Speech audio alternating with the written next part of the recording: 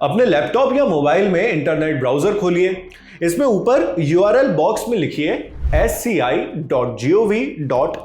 ये भारत के supreme court की वेबसाइट है, ऑफिशियल वेबसाइट।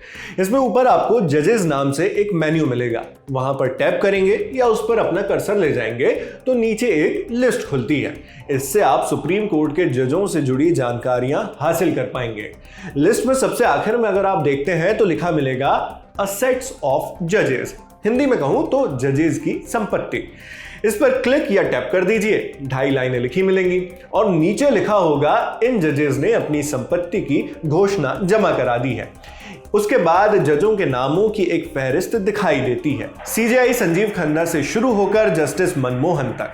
सुप्रीम कोर्ट की वेबसाइट का ये वही कोना है जहां आप और हम अपने सुप्रीम कोर्ट के माननीय जजों की संपत्ति का ब्यौरा देख पाएंगे। ये फैसला कैसे हुआ, कब और क्यों हुआ और इससे क्या फर्क पड़ेगा। पहले आपको इन कुछ सवालों का जवाब देते हैं, फिर आगे बताएंगे कि इस पेज में और क्या क्या लिखा मिलता है। दिल्ली हाईकोर्ट में जज रहते हुए जस्टिस यशवंत वर्मा के घर से कैश बरामदगी की खबर तो आपको पता ही है। इसी कड़ी में अब इस फैसले को सुप्रीम कोर्ट का एक नया कदम समझें तो गलत नहीं होगा, क्योंकि उस खबर के बाद से जुडिशरी की पारदर्शिता को लेकर माहौल गर्मा गया था।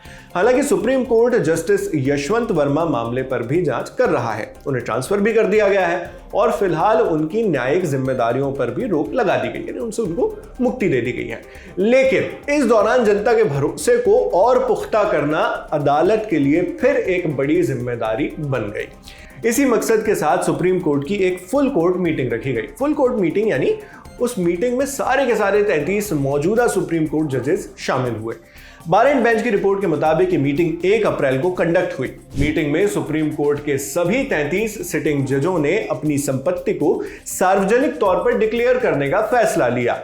इस फैसले पर सभी जजों की सहमति रही। इसे सुनिश्चित करने के लिए एक रिजोल्यूशन यानी औपचारिक प्रस्ताव भी पारित किया गया है। यह रिजोल्यूशन भविष्य में नियुक्त होने वाले जजों पर भी लागू होगा। दूसरे शब्दों में कहें तो आने वाले जजेस को भी अपने असेट्स इसी तरह डिक्लेयर करने होंगे। ये जानकारी सुप्रीम कोर्ट की वेबसाइट पर पब्लिश की जाएगी। हमने आपको वीडियो की शुरुआत में जो वेब पेज दिखाया कुछ उसी तरह। हालांकि जब हम ये वीडियो शूट कर रहे हैं तब तक संपत्ति संबंधी कोई भी पर्टिकुलर जानकारी पब्लिक नहीं की गई है। फिलहाल उस पेज में जो लिखा है वो अब मैं आपको पढ़कर बता देता हूं। भारत के सुप्रीम कोर्ट की फुल कोर्ट ने यह फैसला किया था कि जजों को अपने पद ग्रहण करते ही और उसके बाद भी संपत्ति की किसी बड़ी खरीद करने पर चीफ जस्टिस ऑफ इंडिया को इसकी जानकारी देनी होगी। इसमें भारत के मुख्य न्यायाधीश की घोषणाएं भी शामिल होंगी। हालांकि इन संपत्तियों की जानकारी सुप्रीम कोर्ट की वेबसाइट पर डालना अनिवार्य नहीं होगा, बल्कि स्वैच्छिक यानी वॉलंटरी होगा। यानी जज अपनी मर्जी से इसे सार्वजनिक कर सकते हैं। इन बातों से समझ आता है कि जजेस के लिए अपने असेट्स की इंफॉर्मेशन सीजेआई को डिक्लेयर करना तो जरूरी है। हालांकि वो जानकारी सुप्रीम कोर्ट की वेबसाइट पर जाएगी या नहीं, ये जज का खुद का फैसला होगा।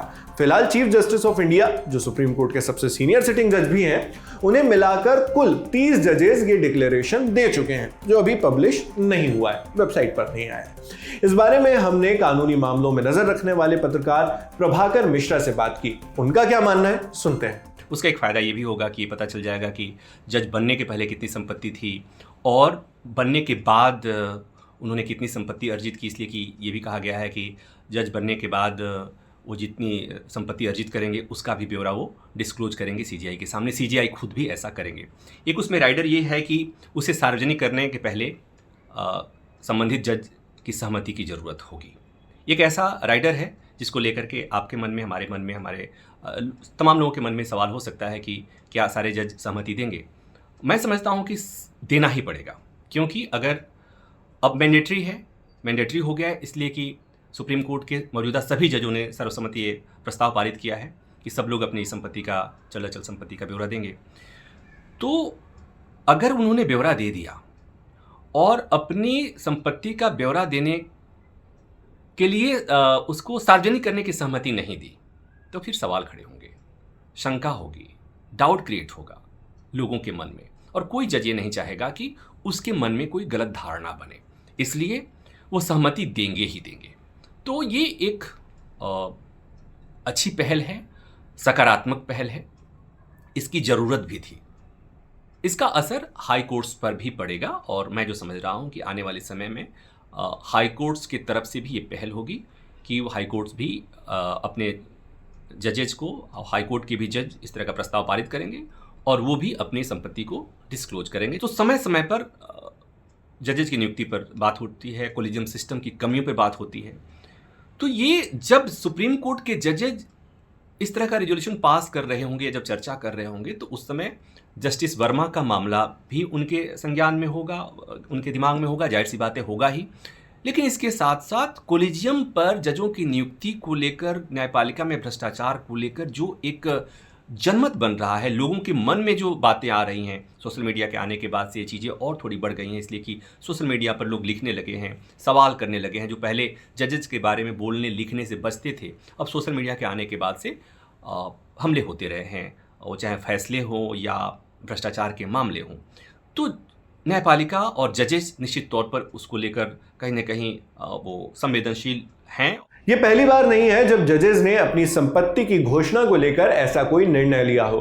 बार एंड मैच की रिपोर्ट बताती है कि सुप्रीम कोर्ट ने 2009 में भी ऐसा एक अहम फैसला लिया था। उस वक्त वो फैसला जनता और खुद न्यायपालिका के अंदर से आई जोरदार मांग के बाद लिया गया था, जिसके बाद 26 अगस्त 2009 को सुप्रीम कोर्ट ने अपने जजों की संपत्ति का विवरण अपनी ऑफिशियल वेबसाइट पर पब्लिश करने का निर्णय लिया।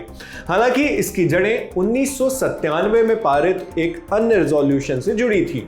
उस रिजोल्यूशन के मुताबिक सुप्रीम कोर्ट जजेस को अपनी संपत्ति की details chief justice of India को देना अनिवार्य किया गया। एक और बात पर ध्यान दीजिए, 1997 के प्रस्ताव में संपत्ति का विवरण सीजेआई को देना तो अनिवार्य किया गया था, मगर उस विवरण को वेबसाइट पर पब्लिकली डालना वैकल्पिक रहा।